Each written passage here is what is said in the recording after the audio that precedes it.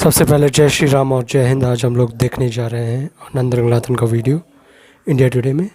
Video को like करिए, share करिए, कमेंट करिए, चैनल को सब्सक्राइब करिए। पूरा वीडियो देखिए आराम से अंत। अभी मजा आएगा ना भिड़ो। Professor Ranganathan, I want to start by getting you to talk about whether you think, in light of the concern that there could be a law and order problem, in light of the concern that there are elections in Haryana and that Sikh bodies have taken a very strong position, that if the film were to be released now, passions could get surcharged, there could be trouble out on the streets, and therefore the CBFC in its wisdom has decided it's better to push the film back. Do you think that's the right call, or do you think it's a completely wrong call that with whatever cuts are required, the film should be given a censor certificate and allowed to release? Good evening, Rahul, and good evening to my fellow panelists. The easiest excuse that has been used since independence for censoring and banning films and books is that potentially it's going to create a law and order situation. That's the easiest rationalization which every political party has given. Look, there are three issues here, and I want to delve in each one of them because all of them are important. Number one, because you asked, Rahul, on censorship. As a free speech absolutist, my stand is well known. I am against any kind of censorship. The job of the CBFC is to give certification to films based on their content, A, U, or U/A, not to demand cuts or censor. To censor any film, book, play, show is a disgrace. Now, two, why do I say this? Rahul, because censoring or curbing freedom of expression is always a subjective decision. Always. Look, we are a deeply polarized society. This isn't objectionable per se, because polarization means you have a clash of ideas, that there is competition among them, and so it mirrors Darwinian evolution. Science, religion, capitalism, communism, right wing, left wing, Modi, Rahul. There's nothing wrong in professing diametrically opposite likes and dislikes and views, even if you hold entrenched views. But the problem comes when one party, one ideology, one dogma, one film board, one system controls the discourse or weighs in on it. That's when you stop being objective and start to editorialize and play God. Because selecting what to flag, what not to is a subjective decision, much like taking offense or an abuse or appreciating or condemning an idea. What is offensive to you might not be offensive to me. Who is to decide what will cause offense, what will offend religious sensibilities, what is pornographic? Let me give you one example very quickly.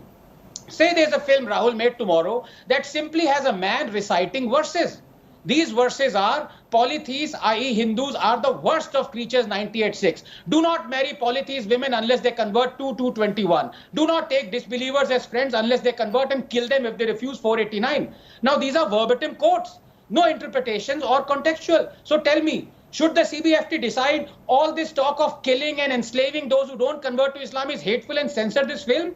This country will blow up if that happens. And finally, just a minute, because this is important. The Congress is, honestly, they've got some gal condemning censorship. They have censored dozens, perhaps hundreds of films. I recently mentioned a few. Andhi and Kissa Kursi Ka. But because they retort very quickly that those are historical bans, let me today only list the bans and censorships done by the Congress in the last 15 years when it was in power at the center and in the states. Congress demanded, Rahul, cuts of all intimate scenes between Nehru and Edwina played by Hugh Grant and Kate Blanchett in the film Indian Summer. The film got shelved. Congress banned the film No Fire Zone. It filed a police complaint against Netflix for referring to Rajiv Gandhi as FATTU. Film GANDU was banned. Inshallah Football was banned. Banned Amol Palekar's Thang. Banned Sakharam Bhinder. Demanded a ban on Padmavati. Denied certificate to Papilo Buddha. Banned Nakilo Innocence of Muslims. Demanded a ban on Dam Maro Dam. Nishabd. Kya super cool hai hum. Banned Six Sacred Wound of Christ. Da Vinci Code was banned. Demanded cuts in Rajniti. Arakshan was banned. Amu was banned. Tango Charlie was banned. Demanded a ban on Namo Sune Gamo. Arjun Reddy demanded a ban on the song Bharat Mata from Shanghai. Demanded a ban on Rang De Basanti, passed only after minister said yes. Demanded a ban on film Hindu Sarkar. Banned Adhan Had. Demanded a ban on Hey Ram Nathuram. Kaum De Hire 1984 genocide was banned. Sata Haq was banned. Hawaii on 1984 genocide was banned. All this in the last 15 years. And they are the ones crying hoarse now.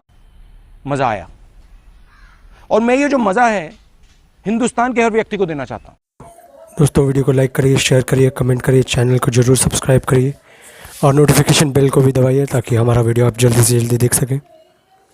तो फिर इस video में आनंद रंगनाथन किसके बारे में बात कर रहे हैं? ये बात कर रहे हैं जो IC-814 मूवी है, जो इमरजेंसी मूवी है, और ऐसे बहुत सारे जो मूवीज़ का जो एक श्रृंखला है उसके ऊपर बात कर रहे हैं और फ्रीडम ऑफ स्पीच के बारे में बात कर रहे हैं। फ्रीडम ऑफ स्पीच में आनंद रंगनाथन का जो एक पैमाना है वो पैमाना है USA का एक फेमस सा जजमेंट हुआ था कि आप जब तक हिंसा और भड़का नहीं रहे हो, खुद जाके एक थिएटर में जाके फायर नहीं बोल रहे हो, तब तक आप कुछ भी बोल सकते हो। हेट स्पीच भी कर सकते हो, उसको भी स्पीच बोलते हैं, फ्री स्पीच बोलते हैं। इनका भी पैमाना यही है, पर ये बोलते हैं कि डेफेमेशन और ये भी होना चाहिए, पर वो सिविल होना चाहिए, क्रिमिनल डेफेमेशन नहीं होना चाहिए। और जो ऑफिशियल सीक्रेट्स एक्ट है, जो हमारे देश के अगेंस्ट डॉक्यूमेंट उसको निकालने के लिए, वो फ्रीडम ऑफ स्पीच के अंदर नहीं आता है। ट्रीजन नहीं आता है फ्रीडम ऑफ स्पीच के अंदर, ये बात है। और सब कुछ under the sun is under the freedom of speech, और फ्रीडम ऑफ स्पीच को पूरी तरह सपोर्ट करते हैं। और इस वीडियो में भी बात कर रहे हैं जो एक खालिस्तानी टेंडेंसी है, आप लोगों को तो पता ही होगा। जो SGPC के जो लेडी थी इधर, और भी बहुत सारे लोग थे जो बैठे थे, और एक आपके भी लोग थे, वो बोल रहे थे कि इस मूवी को इमरजेंसी, जो कंगना रनौत का मूवी है, उसको बैन कर देना चाहिए, क्योंकि in that movie Kangana Ranaut showed that खालिस्तानियों ने, जो रेडिकल खालिस्तानी हैं, जो खालिस्तानी रेडिकल ही होते हैं, उन्होंने हमारी former prime minister Indira Gandhi को मार दिया था, असैसिनेशन कर दिया था।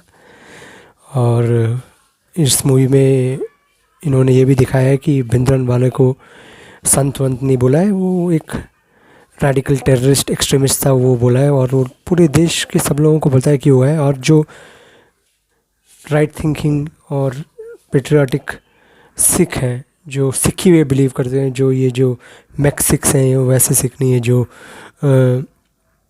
एक अजीब सा ख्याल अभी भी उनके दिमाग में है कि वो इंडिया के अंदर बैठ के एक खालिस्तान बना सकते हैं, वो कभी होने वाला नहीं है। इट्स अ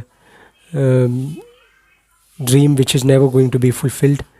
एक ख्याली पुलाव है बिल्कुल, उस पुलाव को बनाने नहीं देंगे इंडियन गवर्नमेंट। अरे हमारे peak of the insurgency of Khalistan, तब हम इतना टफ थे, तो फिर अभी कितने टफ होंगे, और भी टफ होंगे। ऐसा कोई योजना कभी भी प्रबल होने नहीं देंगे, हम सफल होने नहीं देंगे ऐसे योजना को।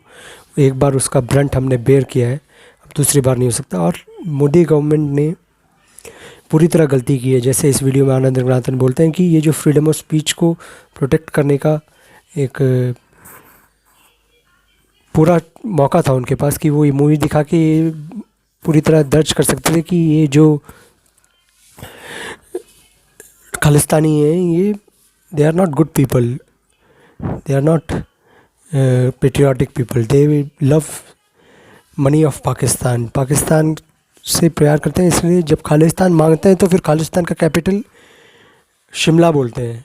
और जो खालिस्तान का कैपिटल है वो लाहौर में था। हमारे जो महाराजा रणजीत सिंह जी थे, वो लाहौर में उनका कैपिटल था, और वो लाहौर में अब्दाली को हरा के उन्होंने ही बैठे हुए थे उधर। और वो बहुत शूरवीर आदमी थे। उन्होंने हमारी जो विश्वनाथ मंदिर है उसका जो गोल्ड प्लेटिंग सब कुछ उन्होंने ही कराया था। वो हमारे हिंदू धर्म और जो दूसरे हमारे जो धार्मिक रिलीजन्स हैं उनसे बिल्कुल निकट थे वो लोग। उस टाइम के जो खालसा पंथ, जिनको ये सिखिज़म बोलते हैं अभी हम, वो एक हमारे हिंदू धर्म के बिल्कुल निकटता वाला धर्म था, और बहुत ज़्यादा प्रेम करते थे हमारे हिंदू भाइयों बहनों से।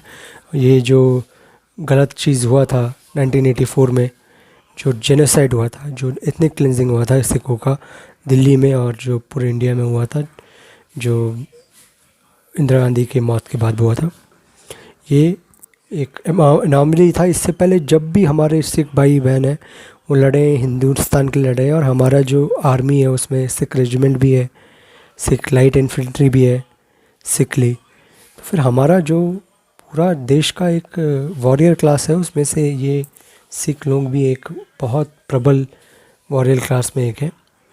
और ये चलता रहेगा, आप कुछ भी कर लो, ये जो खालिस्तानी है ये कुछ नहीं कर सकते। और फ्रीडम ऑफ स्पीच में जो रिकॉर्ड है कांग्रेस का, उसके ऊपर भी बयान किया है इधर। और BJP is a spineless party, मैं बोल रहा हूँ अभी।